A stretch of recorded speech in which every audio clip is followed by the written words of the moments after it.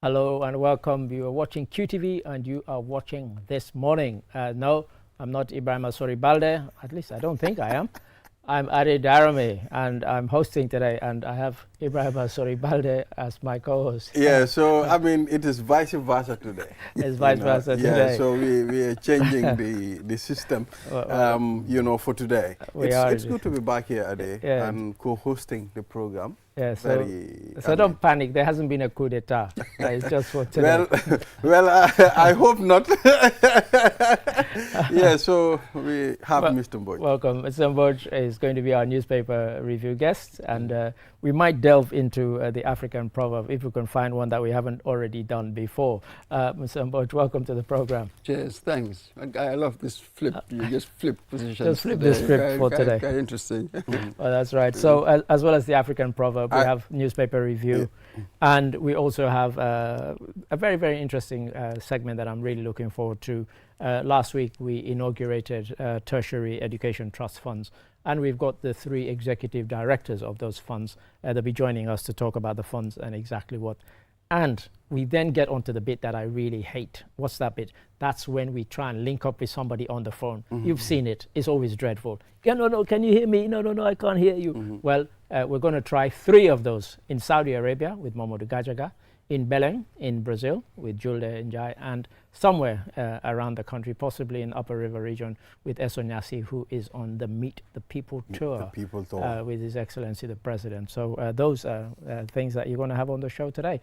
So, as I said, we may or may not do the African proverb. I have a proverb that I think I'm glad you do, because the one I have on my script is one that we've done already. Yes. So let's take a look at this. A sugar cane given to the toothless man as a gift is an insult. A sugar cane given to the toothless man as a gift is an insult. Mr. Mboj, I think you better take that one. I love it already. Yes. What's your take on that? For obvious reasons. It's kind of hard if you don't have teeth, sort of, to chew on it. Yeah, so, I don't know, pointless gifts, I don't know. Pointless gestures and so on. Pointless gestures, they become insults, don't they? Yeah, quite. Yes, that's how I see it. Inappropriate sort of actions, gestures. Yeah, I think you have to have, teeth to be able to enjoy what sugar cane is. Properly enjoy. Because sugar cane, you need to be able to discipline it well with your teeth for you to be for you to enjoy. I love that phrase, discipline it with your teeth. That sugar bit of it. Yeah. So let's take it more. Let's make it more literal. If an individual is sick, the individual needs assistance more than when he died. You understand? Sometimes you will hear societies will tell you relatives were here when he falls sick, and when he died, now they are bringing contribution for his burial. I think it doesn't make sense. Yes, like spending tens of thousands on somebody's burial when you wouldn't give them $5 when they were alive. That sort of nonsense. But I have a very... That's an interesting interpretation. Yeah, quite. One that I have the kind of pointless gifts, empty gestures, and I was mentioning it in the office just on Friday. I didn't even know you were going to come up with that one. In 1969, my father went to Guinea-Conakry to visit relatives. But then Sekou Touré heard that Sierra Leone government minister was in the country, and so he insisted that he should go and stay at the presidential palace. Oh. And so when he was being driven there, he saw this field full of equipment, and they were gathering rust. And he said to them, "Why are these things not being used? They look, sound." And the guy said, "They're a gift from the Soviet Union. They are snow plows. They gave us 100. Oh. What is Guinea-Conakry going to do with snow plows? And so rather than reject them and send them back to the Soviet Union, they just went and parked them all in this field where they were gathering dust and rust. Talk about an empty gesture and something that was given without proper thought, giving that man the sugar cane, giving them the snow plows. What are you going to do with snow plows in Guinea? Nothing. If they'd been converted plows that you could use on the field, then that would have been, obviously something that was productive, but a totally useless gift. That's it. So each situation really has this sort of appropriate behavior, isn't it? What you should do under certain circumstances. Yeah, quite. As it otherwise, yes, I can understand how one can interpret it as an insult. Yeah, well, that's right. You were going to come to the spending more on people after they did. Absolutely. But this is, I do not know how you've connected it to this, but for me this is the interesting bit though, isn't it? We have to be sort of fair to people. I do not know, maybe this person A, whilst you were alive, you were just useless. We've given you so much money, we've done so much, just nothing happened. But it's just that when you die, a different process kicks in. This is just what human beings are like. Sure. You are ending, we have all these social norms, as it were, regulating, how appropriate behavior, as it were. As like my cousins in Sierra Leone asking for Ashobi. So it is unfair for you to...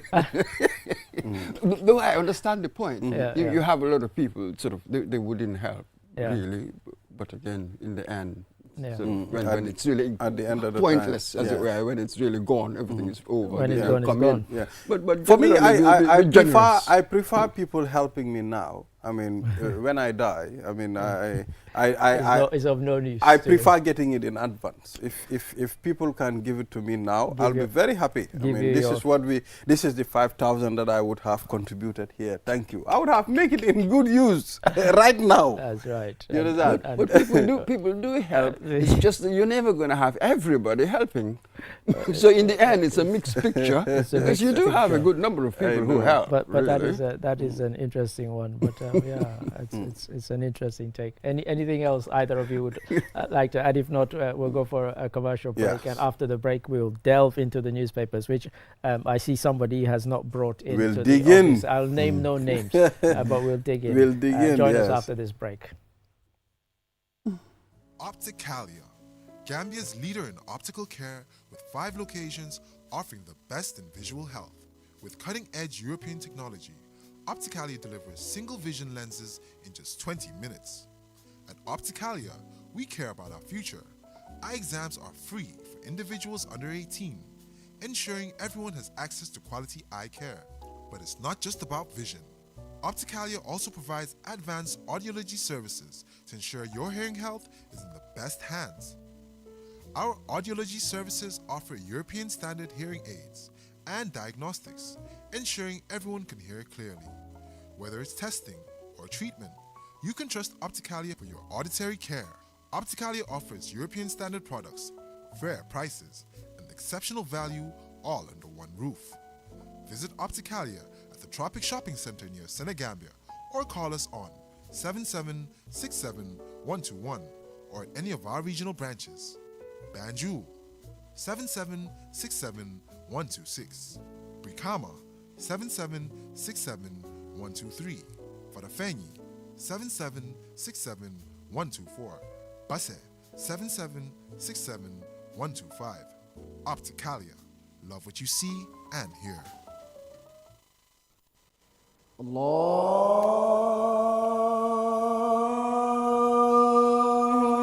Gila Bila radiyallahu anha waɗi noddingol folongol e Islam. Noddingol tawa e diine men on. Julɓe ɓen noddinte ɗoye ɓe yahude ɓe juula. Enen fof daroɗen dula goto. Si tawi ka jogiɗo ma ala. Fof juula laaɓi 5 e ñallal ngal. Aji Bank Limited no welti fi tawede laaɓi 3 oɗo azan competition fi ɓe dépensamo ɓe ɓeydanamo doole. ɗum ɗo ko fi tun hoolagol ko wonɗen kon ha para yiɗa daro fonka ko annduɗa ɗum ɗon woni ko hawti en kon ɗum woni hoolagol ha para noon kadi noddingol fi juulen.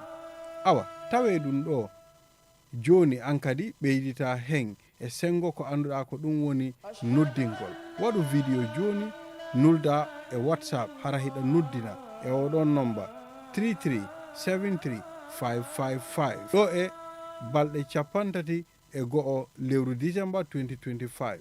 meɗen jogi himɓe ɓe annduɗa hiɓe jogi gandal ko kamɓe darata te noon kadi min noddoya on ɗo ka QTV fi wawa yiide poɗodiron e ko ɓuura andirede e final on fi wawon yide on gagnike te non be jonniray ko anda ko woni certificate ji mbuudi kanyum kadi e piiji boy 2026 national and competition ko Ajib Bank dépensi dum Ajib Bank yo investment partner.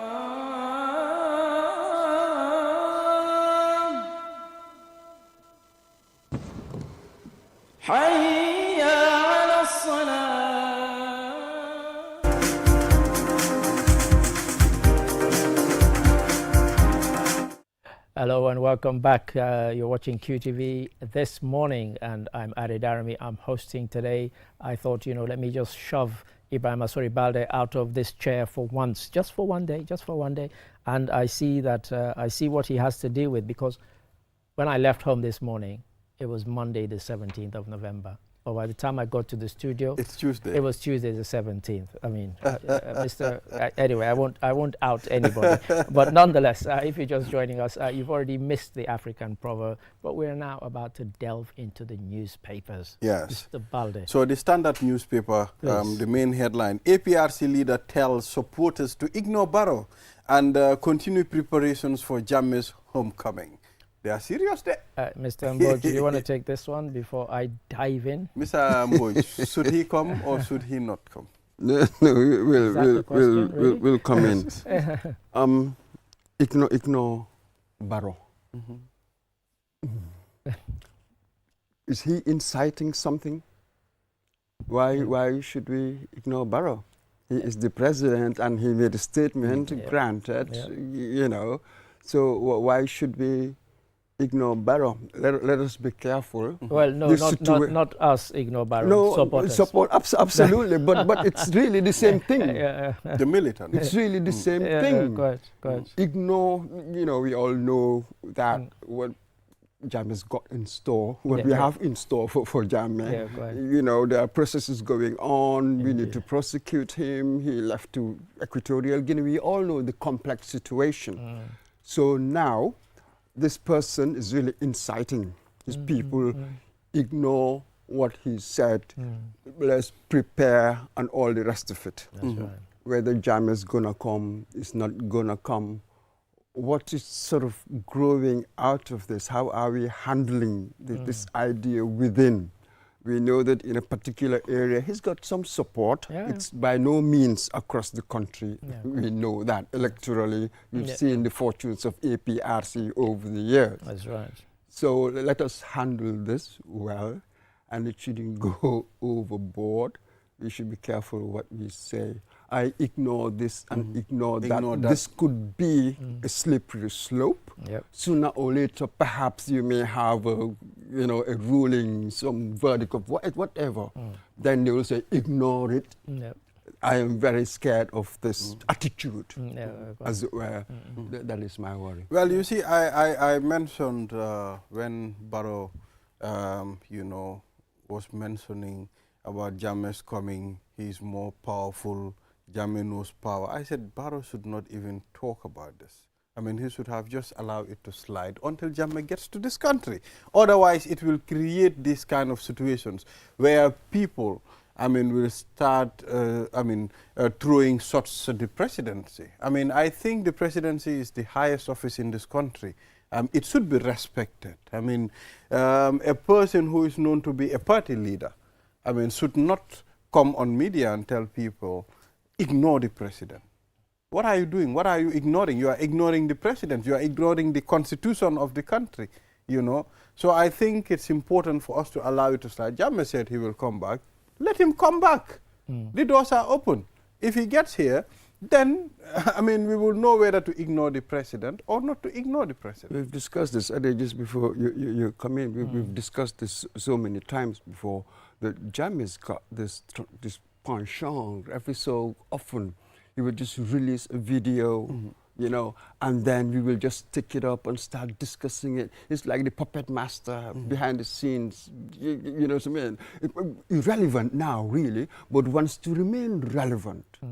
So this is what he does, these stunts. It's a gimmick, as it were, and then we take it up. Yes, maybe the president shouldn't have said much. This is not the first time that they've released a statement regarding this sort of thing. Earlier on, I think when Baltambido was Minister of Justice, a similar thing sort of happened. So periodically these things happen. So he remains a topic of conversation. He's using the media very well, and we are complicit in his stunts. Well, I think looking at these statements, it reminds me of Jammeh's Friday statements when he was in the helm of affairs. When he will release statements on Fridays and talk about it, everybody will like, today's Friday. He keeps saying big things on Friday. So it reminds me, on the whole, we were all panic for nothing at the end of the time. Yes, so it's not going to be business as usual for former President Jammeh coming back to the country. No, it's not. I mean, those Friday statements where he's kind of national khutbah, you know, he would say something, and as you say, you know, we'll all be talking about it. And the thing is, he is dealing with irrelevancy, his own irrelevancy. The fact that, when you look at what he's doing, this is why presidents across Africa want to cling on to power forever. Because when you step down or you leave the power, how many of them have willingly stepped down? Very few. They suddenly become ordinary people. You know, there's no more blocking traffic for 3 hours before you take to the roads.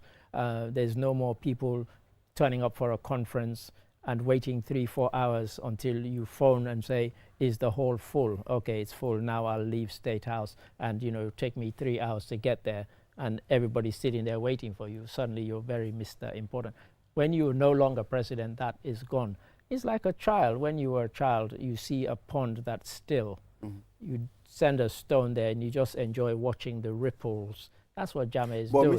I'll tell you. He's lobbying these audios and these occasionally video, although not recently any videos. To gauge what people are going to say. Just to get a reaction. And as Mboj says, we are complicit in the fact that one thing people need to understand in this country. That's it. And just before you come in, and what you've said there, absolutely so. But again, you realize that those who sort of live honorably, and then they've got substance, you go on to bigger things, especially with international organizations. I think Abdou Diouf, for instance. What about John Kufuor? And there are others as well. No, I said there are What about John Kufuor? Exactly. I think I think a certain version. Apart from Senegal, I mean, I think it's Ghana. John Kufuor, is it Ghana? Yeah, Ghana. You've had. I think that was the only guy that I can recall. Okay, your time is up, and you leave honorable. You've had it in Nigeria. In Sierra Leone, when Ernest Koroma was serving his second term, this nonsense started about should we change the constitution to allow him to serve a third term. Now, instead of going quietly into retirement,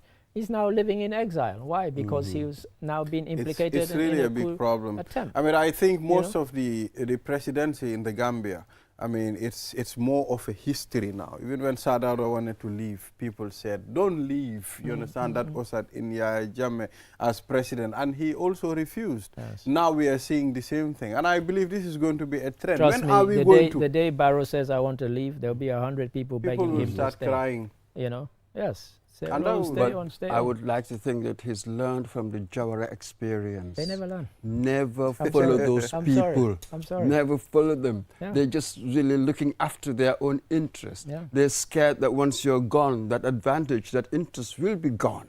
They just don't care because anybody who comes along, you'll just jump ship. Just as the previous administration, people who jump ship. Yeah, so it's never in your interest. But do you don't listen to them. Okay, let's move on. I think we are giving relevance to this story. But again, it has led on to other things. Yes. So the agriculture minister is saying, groundnut, there will be no credit this time. They will buy whole groundnut with cash. Because this is the cry that has gone out from amongst the farmers.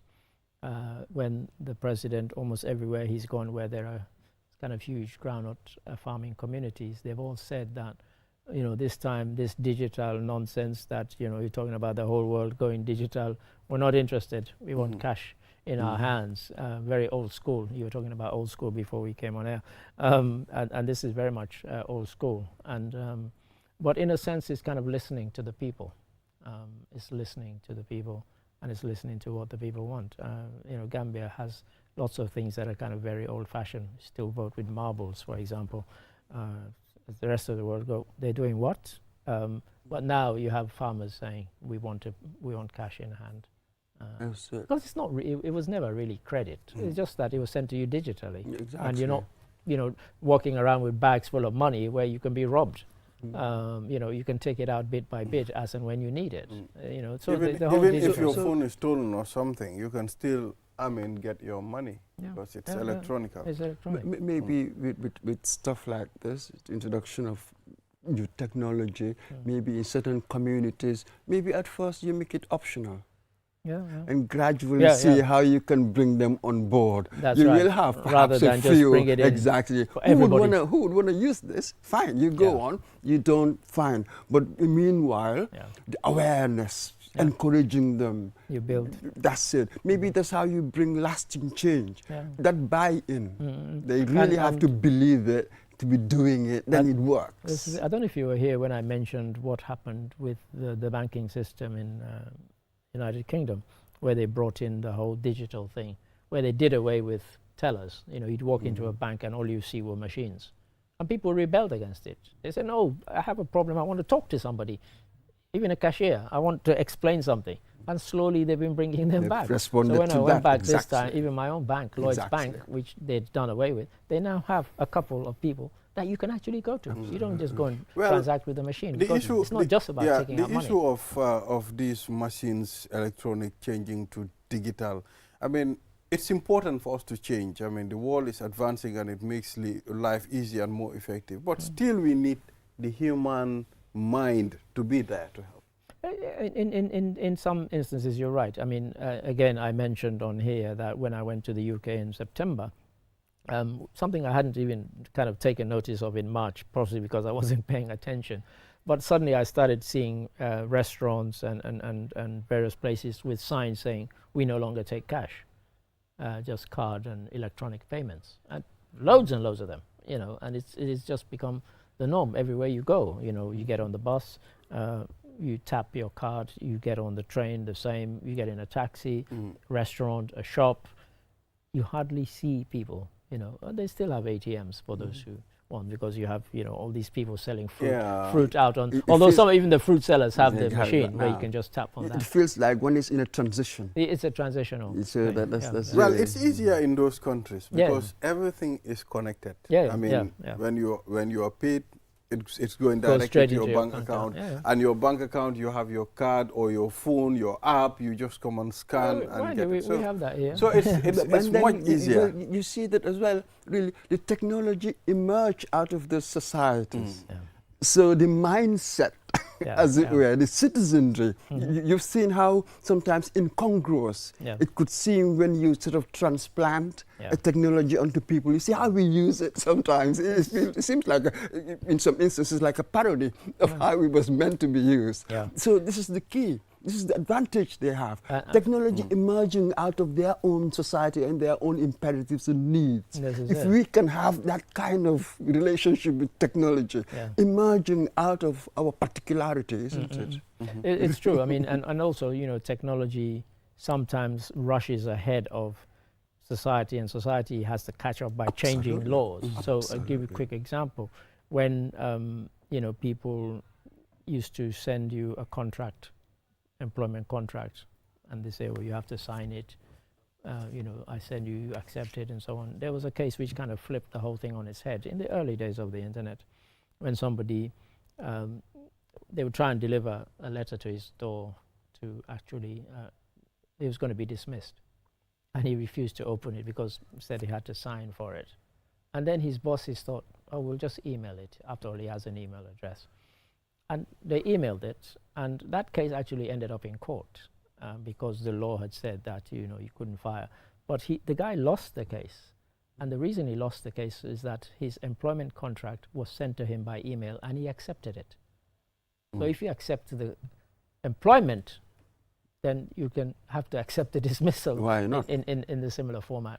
But that forced them to change the law to make it so that you could serve notice on somebody who had shown that they were willing to accept an exchange between you. by email. And in changing the law, you Yeah. change behavior. Yeah, yeah. That is why some philosophers of history would suggest, there's a very powerful argument, that technology is actually the driver of culture. Going back to when we invented agriculture, then we became sedentary. Yeah, It quite. changed Yeah. our whole attitude. This is So gradually you see that all cultures really change, adapt to technology. It is technology that drives it.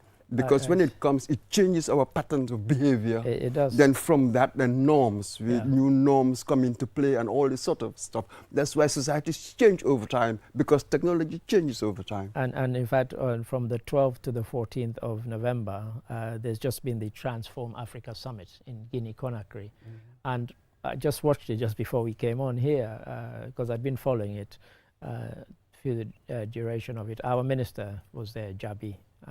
And Paul Kagame, president of Rwanda, said, because it was called, the theme was AI for Africa. And he said, let's not be scared of AI. It can help us. It's not here to replace anybody. He said, we need to know how to use it for our benefit. That's it. But not to use us. That's exactly it. Not to become slaves to it. Yes, yeah, exactly. Yes, and that's the kind of mindset. And in fact, the Smart Africa people who put on they hosted, it's their third Transform Africa Summit. They're actually based in Kigali, in Rwanda.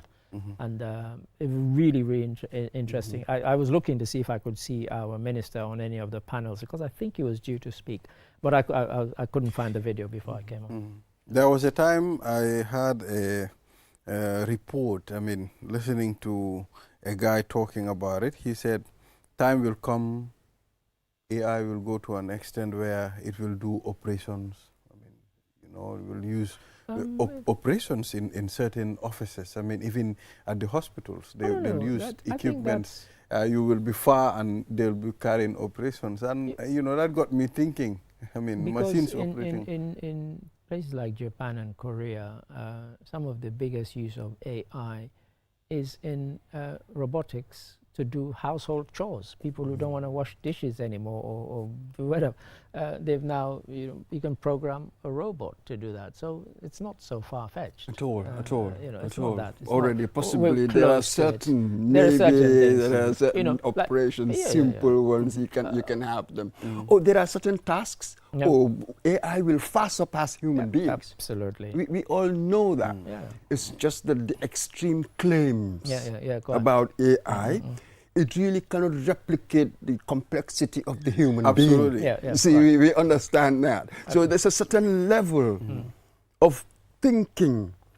Only man can do that. I think that's my suspicion. Yes, yes. And Mr. Boy, you are right. And some of it is. Imagine man created the AI. Absolutely. So that's where Absolutely. And you are told that the created stuff can never understand the creator. Quite. You know what I mean? You can never understand the creator. So to the sort of ambition they have, it's almost like what we've created, understanding the creator in the profound complexity that we are. That's just beyond me. Well, it's making life very easy for everybody. In some tasks, it's absolutely, big time. Somebody sent me some questions yesterday. She's doing a journalism course. And as part of the journalism course, they had to ask editors and senior editors about the use of AI in their institution and whether they thought AI was becoming a kind of good or bad thing in Gambian journalism. And I had to come down, you probably call me old school, but I see articles written by people where, and even submissions that come to me, where I know that is not the person's vocabulary. And you ask them, what does this word mean? And they don't know it because they've asked ChatGPT to write the article for them. They submit it, and then you say, that's a big word, What does it mean? And they can't explain it. And that's, laziness. And why didn't you go and look it up? The dependency it creates. Now for some reason, all the computers are shut down and that sort of thing. So I have to think about the situation. But because I had sort of offloaded that aspect of my brain, I'm not exercising, then without that, you cannot function. You cannot. wouldn't be able to think. Yeah, quite. There's a danger in there. It's a big danger. And It's that's what I unbelievable. told the It's person. I said, people have unbelievable. stopped thinking. Absolutely. You give them a problem now. Yeah. They don't even digest it, No. understand it. They just copy and paste. Say, please, ChatGPT or one of the other ones, tell me the answer to this. Give me this. Write me a speech. Write me an essay. And that's what they do. And so they don't even think anymore about the task. And the use of when you become a slave. And the use of the to brain. it. The use of the brain is to think. Well, if they say if the brain is a muscle, then this is a muscle that's not being exercised by these people. You know? As time goes on, it will create an effect as well. I mean, at the end of time, there's something that is going to do. They'll ask you a question and you won't even know how to answer it because you are what you do. you know because your phone is switched off. Absolutely. It's like, oh, you know, You'll how to freeze. ask. Yeah, You wouldn't know how to You have think. brain freeze. We have no idea how dangerous these It really things can are. be. Really, Yeah. you know. Yeah. So any more stories, let's sir? move on. Yeah. On the Point newspaper, we have the Gambia Police Force police investigate alleged murder incident at Bursubi Phase 2.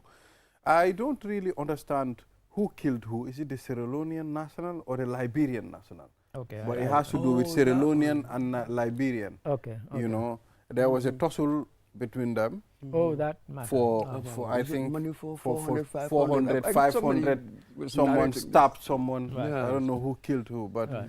it's really an unfortunate incident. I mean, it is a tragedy. It's a tragedy. I mean, you coming to another man's land, both of you coming to survive, to find survival, livelihood, and you know this happened. And over a trifling sum, particularly. Absolutely. Car or somewhere get a weapon. I'm beginning really to see that sort of thing, especially in traffic. You see all sorts of things. The intolerance. You know, when we were kids, you two boys want to fight? Okay, fine, you go and fight, but no weapons. I gather, gentlemen, we have Eso Nyasi on the line with the Lands Minister. Mr. Nyasi, are you there and can you hear me? As I said at the beginning of this is my least favorite part of any program, trying to connect with people who are on the other end of a phone. Eso, can you hear us? Yes, I can hear you. Good morning. Wonderful. Samboj and Balde, and to all the audience out there. And I gather you have a special guest with you. Can you tell the audience who that special guest is? Indeed, a special guest. I have with me the Honorable Minister for Local Government and Lands here with us, Honorable Ahmad N.K. Ba, who's been with us throughout this President's Meet the People's tour. Just for general information, we're currently in Basse and we had our last meeting in this region last night, and it went late into the night. I think we left that place around 2 a.m. And so I've been told that if you say meet the peoples one more time, I should fine you $500. It's meet the people talk, not people. My Stop apologies. it. So please, let's engage with Honorable Ahmad N.K. Ba. Good morning, sir, and welcome to the program. Thank you, Honorable. Good morning and welcome to This Morning on QTV. Good morning. Good morning. Thank you for inviting me. You are one of those ministers who are with the president on this tour. We've had quite a number of meetings and site visits. Of all the places we've been to, one thing I've observed, we've had complaints, we've had concerns across all the other sectors and ministries, but not yours. What does that mean? Well, that means that we are on top of our things. We make sure that things are done collectively, and as we do now every Monday, all sector heads gather together, and then, of course, all issues are discussed openly and dealt with accordingly in accordance with law.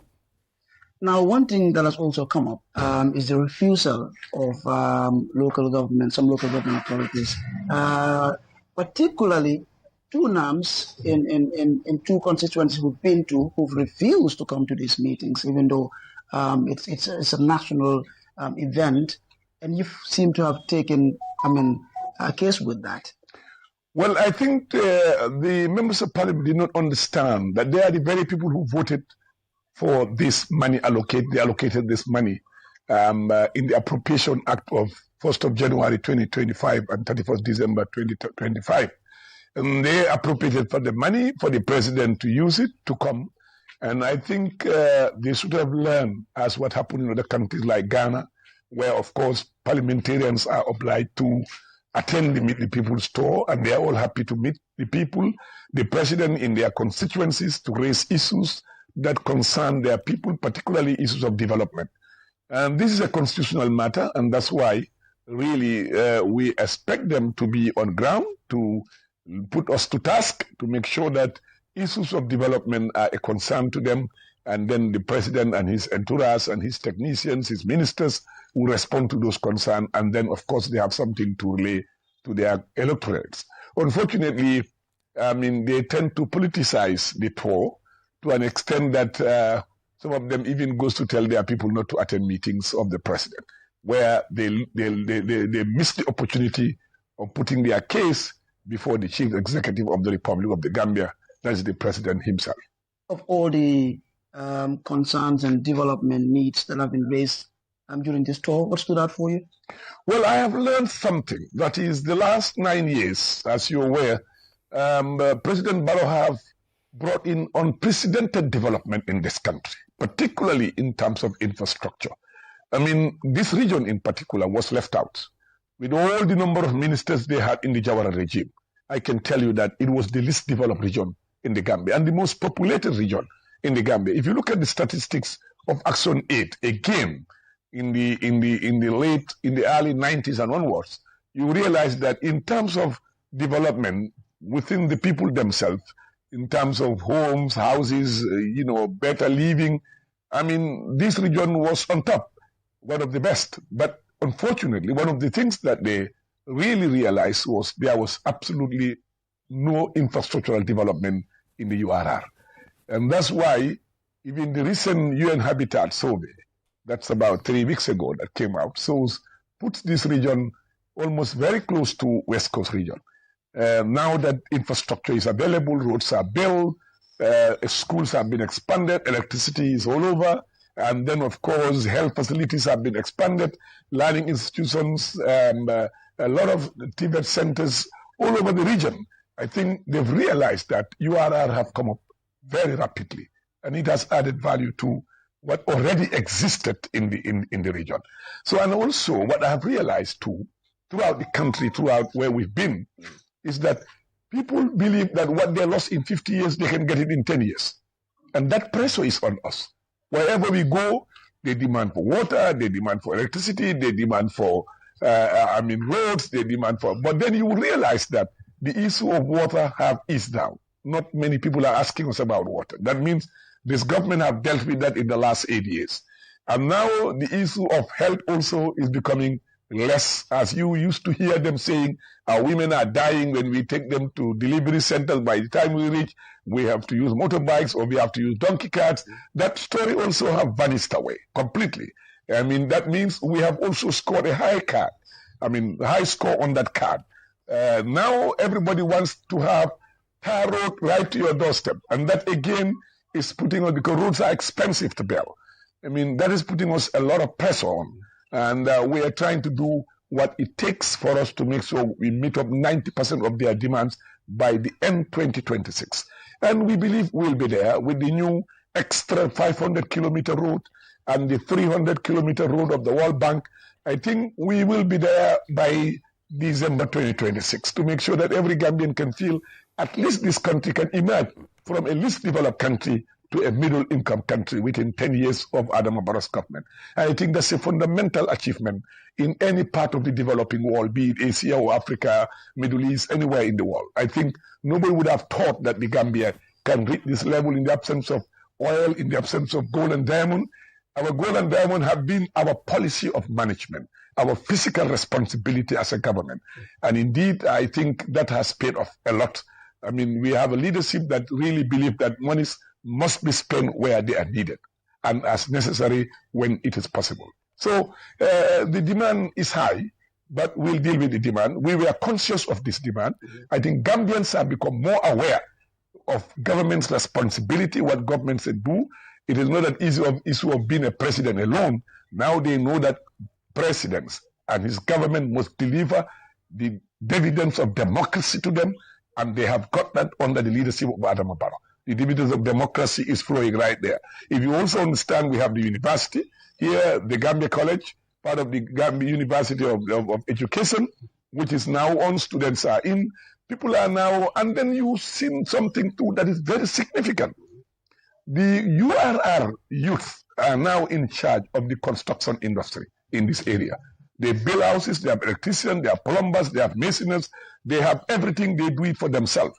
I mean, I wish that other regions, the youths of other regions, can copy what is in this region, because nobody can do it for us, we have to do it for ourselves.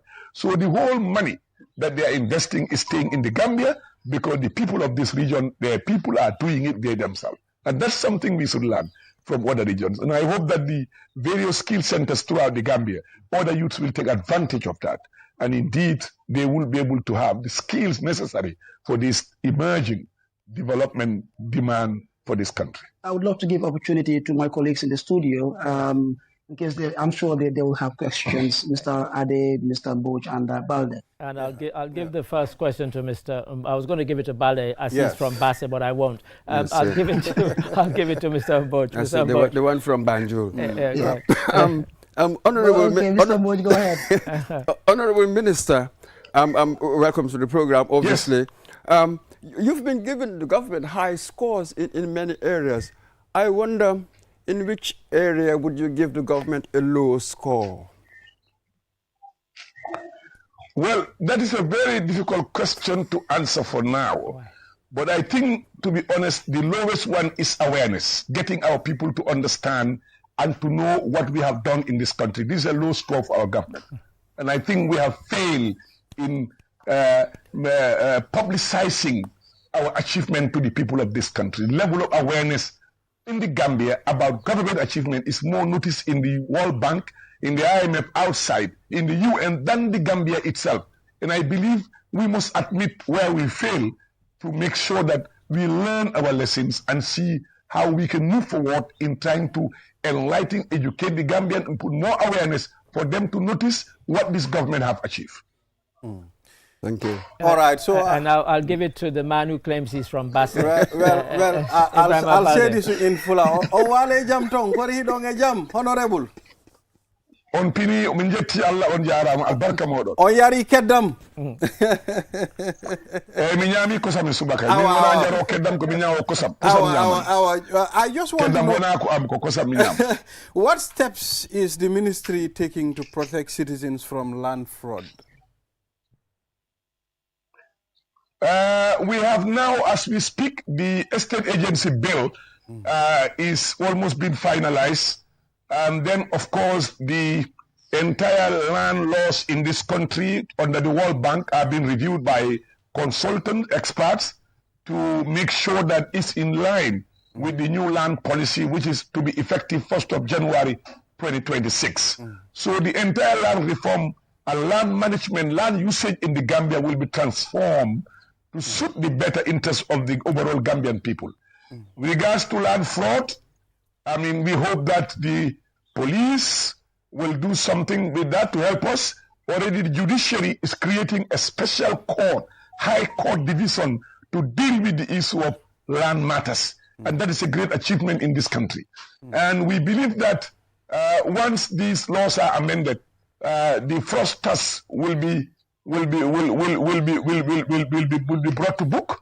And we believe that also once the estate agency bill is passed by the National Assembly of the Gambia, the issue of agents, fraudsters, and all those things will be thing of the past. Because when I saw the bill, I wasn't happy with the level of punishment and sentences and imprisonment of criminals who are involved in land scamming, But we have now adjusted that, so it will be sent to cabinet, and then of course from cabinet it will be sent to the National Assembly for enactment. And I believe that the Gambian people are behind us in this process, and they believe that there is high time now we try to address the issue of land being the conflict, or 90% conflict of all conflicts in Africa.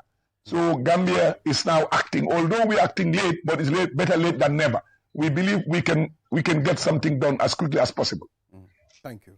And so just finally, Mr. Ade? yes, just finally from me, I wanted to ask the Honourable Minister, as he's been on this tour from the beginning, has there been a kind of recurring theme of things that people have said, we have this, we have that, but there are some things that we would like? Is there 1, 2 or 3 things that have been a kind of recurring theme that people have said is missing from the development and the projects that we've heard about so far?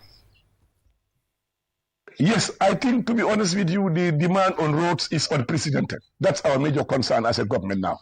But as I said, we were aware of this. I mean, we have a leader who thinks ahead. And I believe that President Barrow knew about this. And that's why he insisted on getting this extra 500 kilometer and 200 kilometer to be on board in this country for us to start and commence work. Because everybody is demanding for roads. The issue of water, health issue, those are things of the past. Electricity, thing of the past. Now the entire country, everywhere we go, they all believe they should have roads tomorrow. I said yesterday, not even today. And that's a major concern. Roads are very expensive. And that's why we have to buckle up, cut cost everywhere to save money for road construction. Agriculture, they are very satisfied. Indeed, they are very. Of course, there is still a demand for access to rice fields. This is a major issue, and I'm sure the Minister of Agriculture is aware of this, and the Chief Executive is aware of this, because once people have access to their rice field, and with the new JAR project, JAR oil project in Same, and other emerging Gambian investors, the like of Mohammed Jah and others who want to get into rice production, once they all comes on board, I think the issue of rice will be a thing of the past in the Gambia. So we believe that if we give them this opportunity as a government, facilitate it, then we believe that will resolve the problem. Where my ministry is having a problem with some of these investors is that they cannot buy our land. I mean, that one I have made it very clear. They cannot buy our land. The land must be leased to communities, and let communities own the land, and through GAIPA, let them lease the land to work on it, so that when they are going home, they leave our land here. And of course, they will be paying communities land rent and all the rest of it, and the communities not only working, but they will also be benefiting in this land that they own and themselves, than disposing and selling land. That one, I'm not approving any land sales of those magnitude as far as we are concerned. Let them lease it to the community, let the community own it, and then they can now sublease it from the community and work on it, and that's it. Because this Gambia, we are one of the 4th most densely populated country in Africa. We give our land to foreigners, they own everything. That means they own our country. And what they have done in the Combos and the Fonies, we have to put a stop to it. Although they started moving to the North Bank, but now we are aware, and they are using new strategies, using Gambians as partners to buy the land. I'm aware of that, and I'm stopping it immediately. We will not allow that. If they want to work, we can lease them the land, lease the land to the communities, and let the communities still take ownership of their land, and by extension, they can now sublease it with the help of GAIPA, and they work on this, and then once they are done, they go, and then we take over our land. And I think, one day, our communities can always revise land rent and get more money to economically empower them. So I think these are some of the challenges we are having now, but we'll deal with them as far as we are concerned. Thank you, Minister, and thank you for taking time to be with us on this morning. And Esso, thank you to you, and I hope you're keeping your stamina up for the rest of the tour, both of you. Thank you. Thank you, absolutely. Just a quick one. Yeah. Today, too, we're doing quite a number of activities. So when we'll depart today to Manka-Mankunda, then YBK Training Center. There is an agricultural training, an animal husbandry project there, which is going to be the first site visit that the president would embark on today. Actually, he's doing 3 for today. Wow. He would be at the Sahel Farms in Lower Fuladu, that is the Jahali Rice Production Center, and then to Andalai Bantanto Complex. Then a meeting in Mahmud Fana, which would also be followed by a meeting at Sarengai, and then we would cross over to Lolly's place, Janjambore, Makati. Thank you. Well, thank you, and we wish you safe travels, both of you. Thank you very much. You're welcome. Thank you. And there we heard from our colleague Esso Nyasi and the Lands Minister, Hamad N.K. Bah. I know you were itching to come in with another question. Oh, yeah. What was it? No, I just wanted to ask the minister, should I clap for you, or should I, because I mean, I think controlling lands, it's very significant in this day and age. Yeah. I mean, you want to farm on the land. I mean, come and rent the land, then you can do your farming activities. When you are ready, then you can leave the land here and go back. But owning the land can create future problems. Absolutely. So I'll suspend the clapping for now. Yeah, go ahead. We want to see the mechanisms in place. That's it. How would it pan out on the ground? That's right. I think that's the important bit. I think then we can applaud. Then we can until applaud. then, I don't think we can. Suspend your judgment, young man. Absolutely, absolutely. So, Mr. Ade? Well, I think this point I have to say thank you to my host, my co-host, and my newspaper guy. I think you guys you're fleeing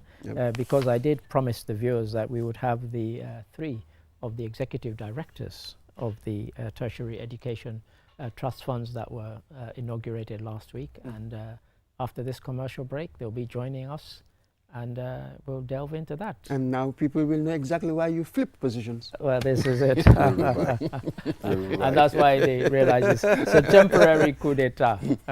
So one-day coup d'etat. But I'd just like to thank you both, and join us after this break. Don't go away. It's going to be very, very interesting. Wole warta nyimbanko kan adung adabe soniaring wala nyama imuna fang telefono la miyalon ka be seniaring adung internet wobe tariaring nyindung kiusel dorna sinyin natia leno ibori yela kiusel line ota customer care mi suti atima bi kiusel network ko mi warta network ko beti adung adabe soniaring kiusel sunu boss ntolenga silo walang dulia bulan noma. QCell, the fastest growing network in the Gambia, now presents to you the eSIM. QCell's eSIM allows you to electronically scan a code and join the world of digital SIM cards. Customers with physical SIMs can easily switch to the eSIM as well. So rush now and get connected with an eSIM and start using the latest mobile technology with your trusted GSM operator. For more information, call our customer care on 111. QCell, Sinupus. We innovate, others follow. Terms and conditions apply. Vocal si network bu gëna rëy gëna yombale si réewi Gambia bi fii jëfandikool call bu set internet bu gaaw li yëpp si njëg bu yomba fii si QCell dawal léegi si suñ customer care bu la gëna jege ñu may la QCell line te doo si fay dara. QCell network bu gëna rëy te it gëna yombale si réew mi fii QCell suñu bas ñoo xaali yoon bi ñeneen toppa. These tracks have become my wall, my arena of victory and fear.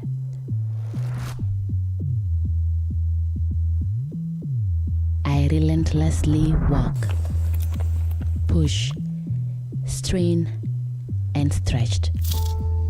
Moments when every fiber of my being screams, give up. But the fire within me won't let me quit. Despite the burning muscles, in this sport, every moment matters. Every second counts. My failures, my dreams, my pain, my triumphs, they propel me forward beyond all limits.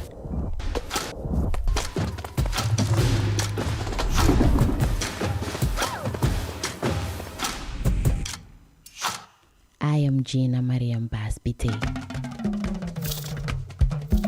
and this is Sunyubus. In the vibrant heart of the Gambia, where life pulses with energy and connections bind us together, your number is the key that unlocks a world of possibilities. Whether you're chasing dreams, sharing passions, or simply brightening someone's day, your number matters in the symphony of our daily lives. 2 numbers connect us all. What's your number? Man la Ami Kole, maa ngi ni Craft Market Serekunda, may jaay ay malaan, ay keyring, te suma number mooy 522 7306.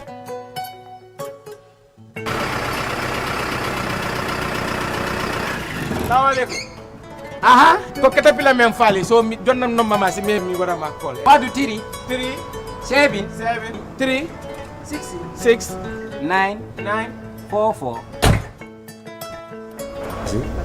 Téléphone yi lañ bëggoon seen téléphone si ngeen bëgg. Waaw Alice baa ngi nii waaw yaa booy. mooy li ma la doon di waxal ndax soo passé sa grade 9 exam bi dinaa la surprise.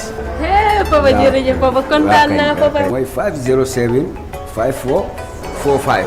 jërëjëf papa kontaan naa jërëjëf. man la Hab Design maa ngi located Safidine man mii maay buuri ñëwkat yi. dama dee ñëw birthday dress prom. su ma noo mooy 345 73 77. Ndelem lana ndawo non ha Swiss baba na lafta fe ni mala anna na dalal nano mabum 3737805 Maremu yere yani lasana bangal bitigi aswana yere nomba ke yani 3737181 check me in check me out. Malla Dawra from Tajikistan welding la de ligue dama job i bunta i parenter bi moy suma nomba bi 3855798. man la Bamba borom cuuraay yu neex lépp lu waay soxla ci wàllu cuuraay boo ñëwee fii suma place da nga ko fekk suma nomba mooy 319 5188. Ha na nomba dia la 3100 875. Ha wala na nomba di. Hey, la ilaha illallah ma sibo mane ko rosije. Alo konde ne kibaro la. Hakulo be bona. Alafa mbama ko ngay transporter felentiring the only transporter in town nan kisol number mo minde wala 3070304 taxi cinema nan woni ñam transport dama dopp sani yere gëm naa suma xela paanu man bu ma kenn di la.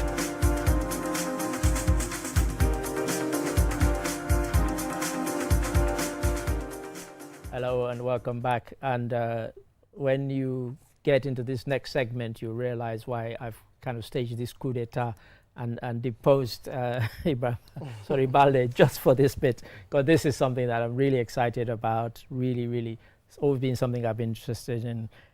We talked about the tertiary trust funds that were inaugurated last week, and I mentioned at the top of the program that we've got the 3 executive directors of those trust funds, and as good as my word, to my immediate left, I have Dr. Jojo Ndure Tambedu, Executive Director of the Tertiary and Higher Education Trust Fund. Is that correct? Yes, sir. And then next, I have Professor Mamadou Salah, who's the Executive Director of the National Research and Innovation Fund.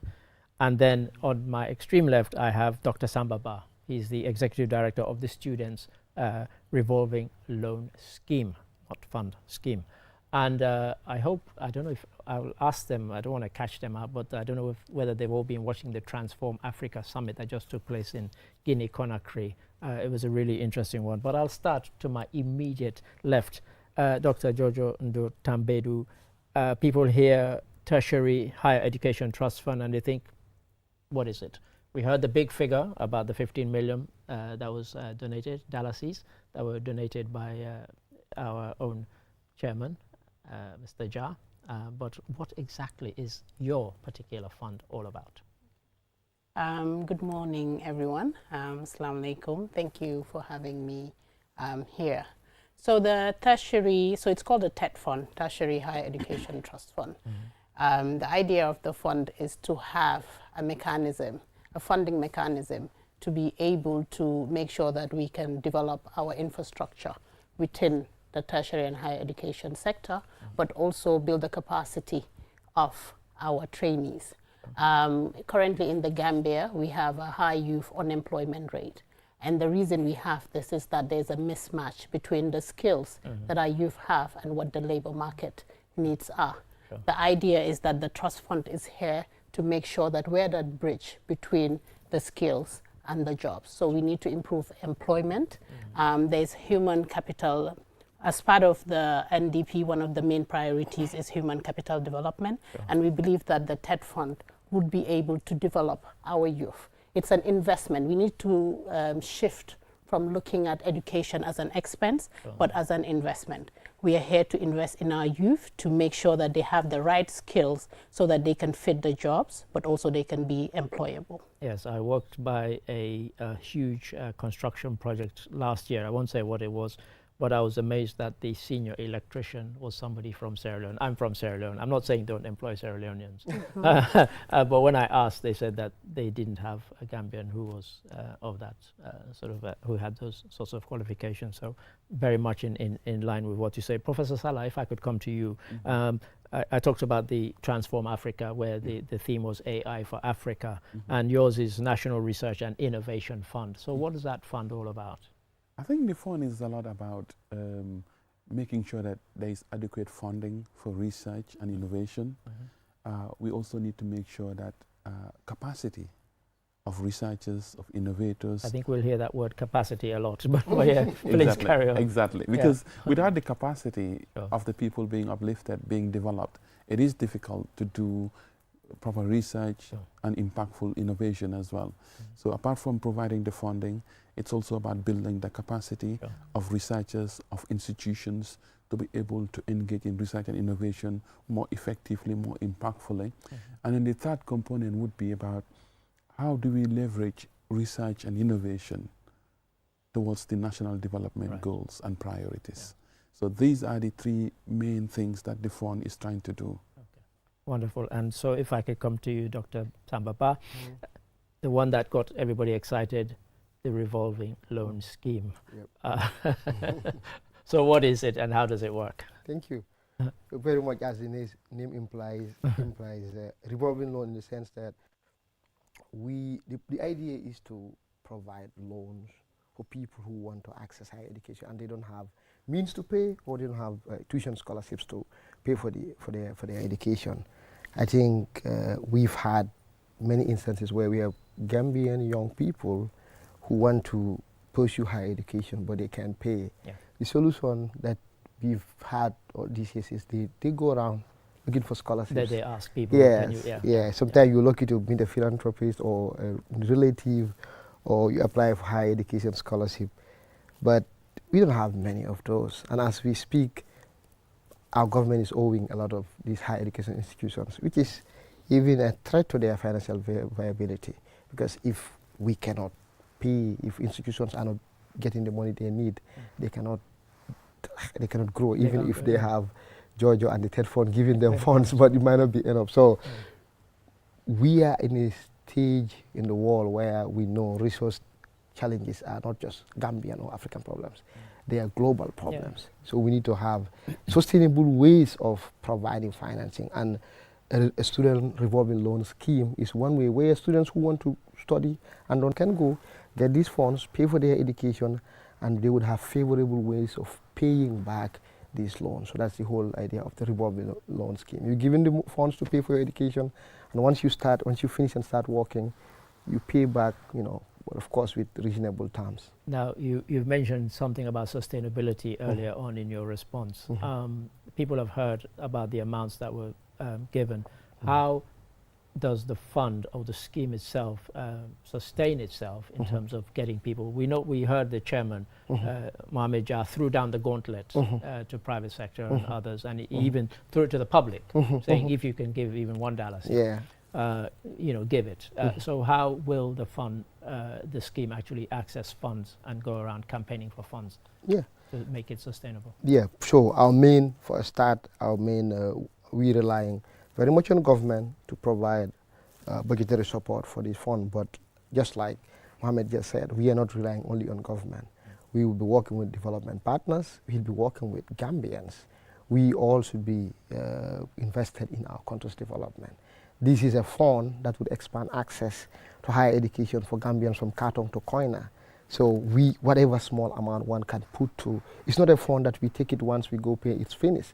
But the people that you're giving this money would pay back later for the future generations to benefit from. But like you said, the sustainability element of it would require having sustained investment in it before we get to the revolving part of it. Because if a student is paid for today, it will take time before they graduate and start paying back. So we need an extended period of continuous investment, and that would involve government, private sector, development partners, and just average everyday Gambians in the market or in the Lumos. So, Doctor, if I can come to you, we talked about you being, all of three of you being executive secretaries. So can you just tell us the structure around which the funds will be governed? So do you have the executive, there's a board, there's what is the structure? If I could start with yours. Okay. So each trust fund, it's its own unique entity, right? So for the TED fund, I am the executive director, and then we have a board. And the chairperson of the board is your able founder, Mr. Mohamed Jah. And he also, within the board, we have different PSs from different stakeholders, from different ministries and other key stakeholders within the board of directors. And I will also have a core team, a finance director, and other relevant key roles to make sure that the fund can be operationalized. Okay, thanks. Professor Salah, if I could come to you. Somebody's listening, they're watching, and we've heard all these things, they're all excited, and the big question they ask, how do we access these funds?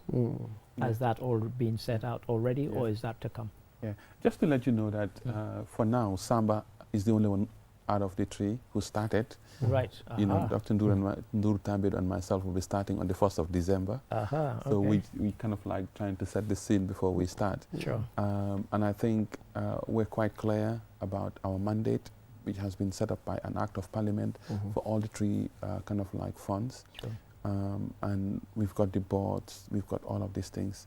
And in terms of the particular offers that we have, we are developing them, and we will be developing them in tandem with our other structures, but also with the board, with stakeholder engagement. Something around capacity building is something that we're going to be doing, training researchers, you know, from ethics to conducting research to demonstrating impact and all of those things. We will also be having funding windows or funding opportunities. We'll be funding research.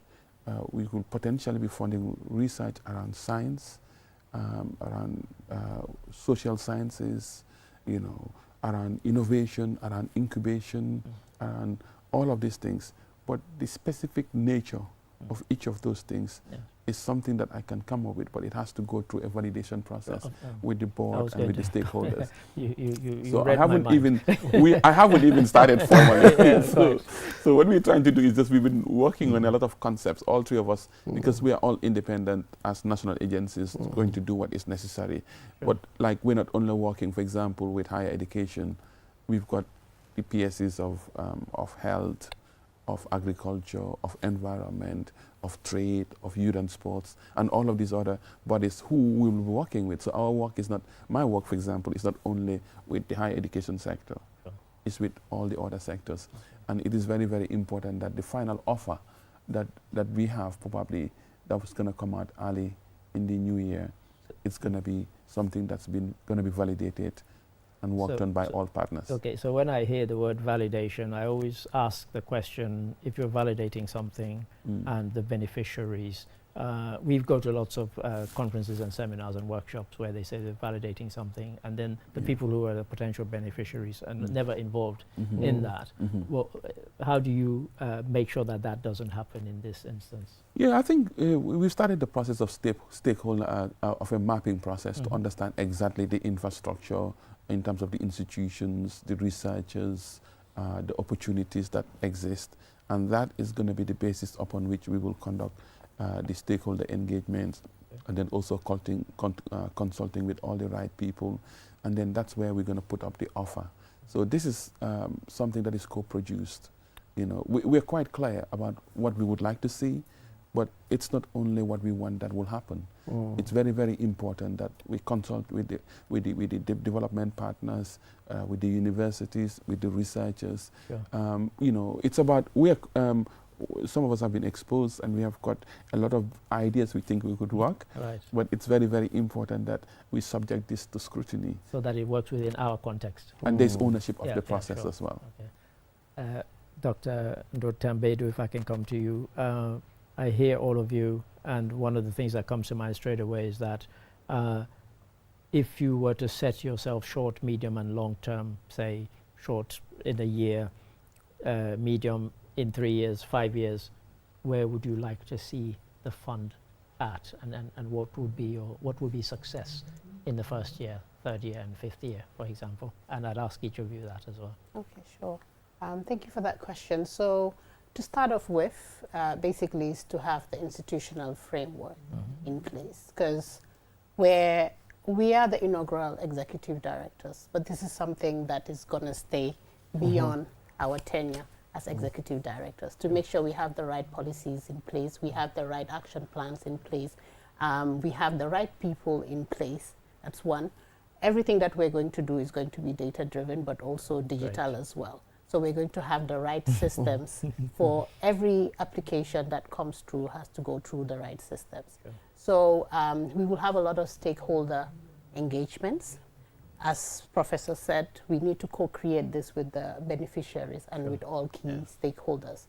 We will be doing some study tours as well. Okay. This hasn't been done in Gambia, but in some places they do have TED funds. So we will go there and learn from them, right? So we have to have a key monitoring and evaluation and learning framework, so that everything we do is monitored, evaluated, but we're also learning lessons from these. But also, what are the quick wins? What are the pilots that we can start with, but also to learn from and see whether we can scale those pilots. For me, the main objective is to make sure that higher education in the Gambia is of high quality. It's relevant, but it's also accessible. So every person, no matter where you are, whether you're from Farafenye, you're from Basse, you're from Banjul, it should not be a privilege to have access to good quality education in the Gambia. And it has to be relevant to the labor market. And when it comes to the strategy, the long-term strategic plan, as we mentioned, this has to be co-created with our key stakeholders. And once we have that approved, it will also be presented here. Sure, thank you. Professor Salah? Yeah, I guess similar. Yeah, I think Dr. Jojendu Tambedu has eloquently spoken on our behalf. Yeah, sure. But it's just starting. We don't have an office space. Right. We don't have job descriptions, passing specs. So all of these things, it's something with the brand, the communication strategies. Sure. So in the first 3 months to 6 months, we're just trying to set up office, set up shop. But whilst we're doing that as well, we, like Dr. Ndur said as well, that we need to have quick wins, low-hanging fruits, and start delivering. So we'll be trying to set up and deliver at the same time. So what does it look like in 6 months? We will have all the office space sorted out. We'll have all the key staff recruited. We'll have the key policies, the operating manuals, the relevant policies, and the communication strategy, and all of this already sorted out, but also start to launch at least the first or second call for proposals or for participation. Right. So, but also at the same time, we want to go, like Dr. Bassett, there is a bit of funding coming from the government, but we have to significantly resource mobilize. So starting to resource mobilize. So that's why when Mr. Jah actually started kind of like throwing the gauntlet, as you say, to the others and said, listen, I'm putting out, what are you going to do? It was a really, really good, pleasant surprise for us. But we will spend a lot of time resource mobilizing. There is no option about whether this is going to work or not. This is going to work. And we will make it work, and we will resource mobilize, and we will do whatever it takes so that we will change the infrastructure. Thank you. Dr. Ba, I mean, one of the things that I've noticed in my 6 years at QTV is that we've attended many, many functions where they've validated something, but then implementation and sustainability. Do the three of you feel any pressure to make sure that we don't fall into that trap with this? You know, we're all celebrating right now. We're all enthusiastic about what is to come with this. Do you feel the pressure of kind of making sure, of ensuring that there is sustainability and continuity. So even if you leave, that there's a kind of, you know, institutional framework that's set to make sure that it continues. Yeah, thank you. I don't know if I should call it pressure, but we know the weight of the task, and we know the privilege that it is that we are given an opportunity to build something that will touch lives for generations to come. So it is, it's a huge privilege and big responsibility that we have to take very seriously. I think I'm privileged to work with this too, and you know, our minister and leadership of MOHAS. First of all, as you can see, they did a good job of setting this up on a very strong legal framework. We are set up by Acts of Parliament. That gives us a very good legal grounding, you know, to build these institutions. But yeah, positive pressure, I would say, you know, but we see the weight, that like the weight of the task. We have to build something that is not just built to be like an institution like any other institution that would come and after a few years we won't hear about it. No, we very much know that we have to build strong, like she said earlier, strong institutions that we would leave one day, some people would come. We have to make sure we start them on the right footings, that whoever comes, there is a standard that they can't go below. In fact, they would have to improve on those. And we'll create the enabling environment that whenever they come, they will be able to build on whatever we have. That is non-negotiable. And I think we'll also, even at our level, the three of us would make sure we hold each other accountable to that. And fortunately, we have very great stakeholders we are working with who we believe will support us to make sure we of course, that's part of why the three of you have been chosen. And Professor Salah, you were nodding along in agreement. I just wondered whether there was anything you wanted to say in support of what's just said, and I'll come to you.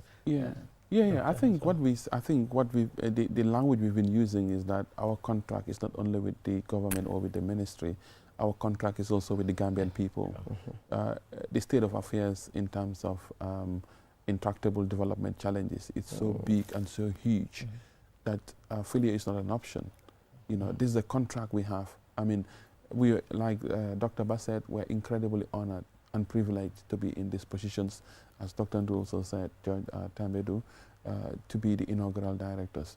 But we also had to give up something to be here. And what we had to give up to be here is a testament to our desire to make things happen. So we are very, very cognizant of the gap that we're stepping into. And we are taking it very, very seriously. And failure is not even an option. It's not in the vocabulary. We will make this work, whatever it takes. So yes, we understand the pressure, but we also understand that we have got a contract with the Gambian people, and we will be called to account as well. Dr. Ndu Tambedu, I saw you nodding along there. If you want to add anything to that. Yes, so I think since my appointment, I've had hundreds and hundreds of calls and messages, especially I think the ones that really do it for me is coming from the youth themselves, the hope they have, but also to tell them that I also have the audacity to hope, but also believe that we are going to transform the higher education landscape in the Gambia. And we cannot do it alone. We're at the helm, but this is ours for all of us. And I'm calling everybody to action to support us. We are already lucky to have such an amazing minister, Honorable Professor Gomez. He has been doing exceptionally well, making giant strides since he has been our minister. So we thank him for this vision, for his leadership, and also to His Excellency for approving our appointment as well. And we have been challenged and we're up for the challenge, but I'm calling everybody to come together and support us to make this work. Because we're not doing it for ourselves, but we're doing it for Gambia. A skilled nation is a strong nation. Gambia needs to become a knowledge-based economy, and that's the only way we can not only get out of poverty, but also we should be thinking about economic growth, and this is where this is going to take us. But for me, it's also very personal. I have 2 young children. My older child left for college, but I have 2 young children, and I want by the time they're in secondary school, I want them to look forward to staying in Gambia because they will get the best quality education in Gambia. So it's very personal for me as well. Thank you for that. So we have just 30 seconds for each of you. Professor Salah, if I could come to you first. Yeah, I think, like I said, I've said most of the things that I want to say, that now it's time to work. You know, it's like, this is an incredible opportunity for us especially to develop a world-leading status in terms of innovation and research, but also more importantly, to be able to use research and innovation as tools for national development and to uplift our people in palpable and impactful ways. Thank you. And Dr. Ba, if I could give you the final word. Yeah, thank you very much. To join my colleagues, I would say this is no more business as usual. What is happening at Mohas now, it shows the intent that there is to transform the Gambia, like Dr. Jojo said, to an economy. Every Gambian, wherever you are, should try to be part of this process. It's easy for us to be in different parts of the world in the Gambia and just look at what's not working and what could be better and just talk about it and then have very good suggestions about it. But now we have seen an ambitious Mohas.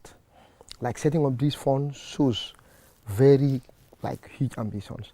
Now, to put this to work, we need all hands on desk. I'll have to stop you there.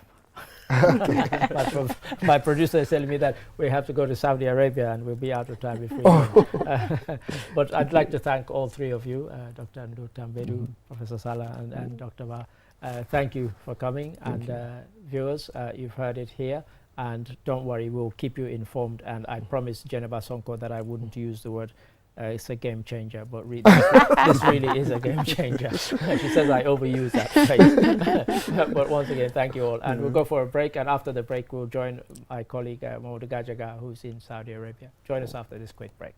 Thank you. Thank you. Something big. From your trusted GSM operator, QCell, your favorite app just got a major upgrade. From your phone to the world, buy credit, buy Sunu bundle packages, loan credit with eFankanta, and buy Q Power all in one place. And here's the real upgrade. Q Money is now fully integrated in the app. Send money, pay bills, save money, so faster and easier than ever. And for our entertainment lovers, stream QTV, Q Radio Live anytime, anywhere. But that's not all. This upgrade also brings enhanced security features, smoother performance, and a brand new interface designed to save your time. This is more than an app. This is freedom at your fingertips. Download the new QCell app today and unlock your digital life. For more information, call our customer care on 111. QCell, Sunubus. We innovate, others follow. Terms and conditions apply. Join the biggest network with the cheapest tariff in the Gambia and enjoy crystal clear calls and super fast internet at the cheapest tariff, only with QCell. Rush now and grab your free QCell SIM card today from any of our care centers near you. QCell, the biggest network with the cheapest tariff. QCell Sunubus.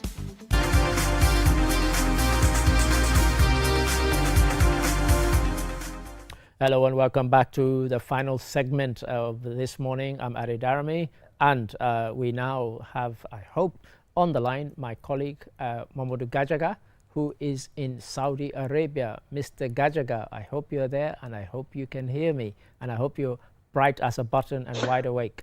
Mr. Gaj, are you there? Hey. Very well, thank you, Mr. Darami. I am right here. So please give us an update. What's been happening with the Gambian athletes? And also I hope you've been able to get around and see, because I think you had a rest day the other day. I hope you managed to rest. But please give us an update on what's happened so far. What a better way to start with athletics, the tracks, the 100 meters. 2 Gambians so far have competed in the 100 meters in Heat 1, Round 1, and then another Heat 2, Round 1 again. Ansu Baji first, and his timing was 10.77 seconds. And he came out 5th in his race, but it was still good enough to get him to a semi-final spot. Okay. And the athlete that many are expecting would do maybe another great performance is Ibrahim Kamara. Ibrahim Kamara got through the blocks, but not so good of a timing, 10.86. But it was still enough to get him to the semi-final again, which will come 9 p.m. at local time today. So we hope that both of them will kind of have on the super competitive hat, because when I was on Q Sports with Kaba, I said that the surroundings that you had shown us, the beauty of the surroundings and the quality of them, is the one that could make everybody and anybody want to raise their game. So we hope this will be the same for our athletes as well. Absolutely. That's what everybody's been looking forward to, that in the semi-finals, both athletes, Ansu Fati and Ibrahim Kamara, will double their efforts, run faster, much better than they did in the heats in the semi-finals, in order to get a place in the finals, which is also coming just maybe in 2 hours later. Okay. The 9 p.m. local time, it's the semi-final, and then just a little around 11 p.m. is the final. Wow.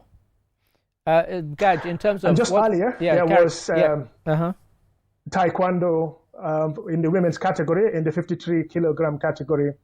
Maria Senabu, a Gambian based in the United States of America, competed for the very first time for the Gambia in an international competition. Round one didn't do well, and she was given an opportunity for the second round again. And that one, there was an opportunity to even get a podium finish, but unfortunately missed out, lost 2-1 for the second occasion. First occasion, 2-0. And yes, eventually it's over for her in the competition. That's in Taekwondo for the women's category, 53 kilogram. And what else have we got to look forward to in terms of, I know you were particularly excited about the track and field, but for us watching for Gambian athletes, who else can we really look forward to with excitement? Yes, most definitely. There would be para athletics, which is going to come also later tomorrow. It's also part of the activities, and we're looking forward to that. Aside from that, there will be the 200 meters, which is also going to be tracked. And also, there was breaking news, but no longer breaking news. Of course, it's already on social media 24 hours ago.